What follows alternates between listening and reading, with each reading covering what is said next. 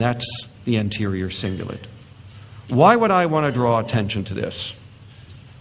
For a couple of reasons. First of all, I want to tell you that there are two parts to this structure that have only recently been discovered in the past decade. George Bush has reviewed all of this literature. By the way, it is not that George Bush. Right?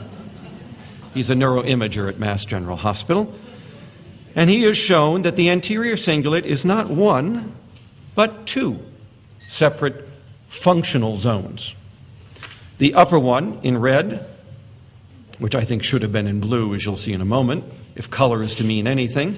But this upper zone is involved in helping you make decisions in social conflicts, where there are social consequences now and later for what you're about to do. Whenever you face decisions in which there is a competition, a conflict between the events of the now and what's going to happen later if you act this way, the anterior cingulate helps to negotiate that conflict.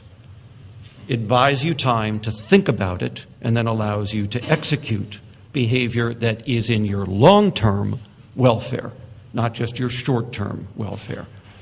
But the blue structure has now been identified as playing a role whenever there is emotional conflict. Whenever there is an emotion elicited by the moment, but the long-term implications of showing that emotion are detrimental to your well-being, this part of the anterior cingulate lights up. Because this is where the frontal lobe is going to suppress the emotional system, and it's going to do it through that zone. We can see that here. This is the opposite hemisphere. So we're looking at the frontal lobe here. We're looking at the anterior cingulate here. We're looking at the very rostral front part of that anterior cingulate here. And we know that this region of the brain projects back into a very old primitive system known as the amygdala and the limbic system at large. The limbic system is the emotional brain.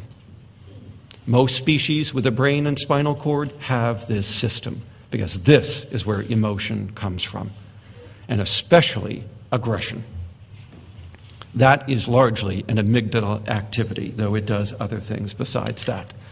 So what does all of this mean? Well, let us back up. Excuse me.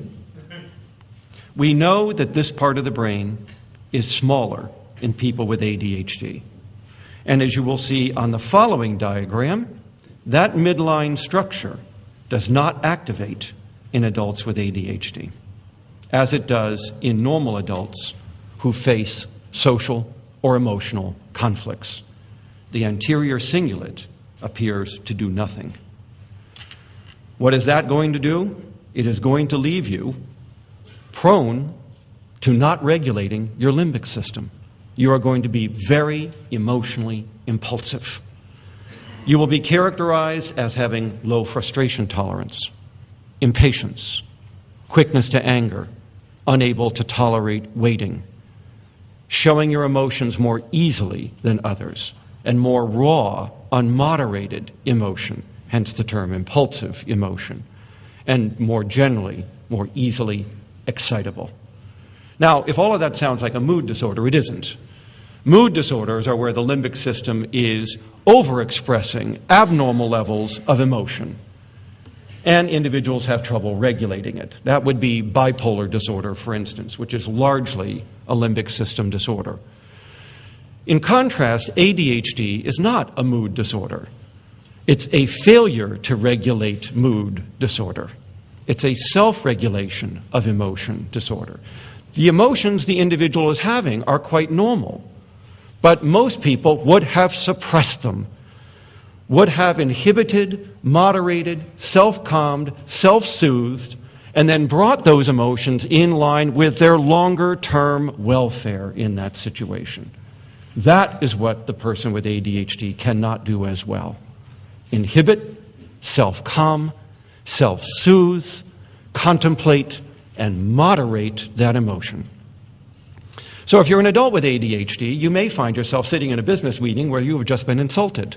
You are much more likely to leap across the table and throttle your supervisor. And you will be fired. Everybody else felt as you felt, thought what you thought, and summarily suppressed it. In their mind, they throttle the supervisor, but it is not released to be expressed through the spinal cord into real behavior and action. And now you understand the difference.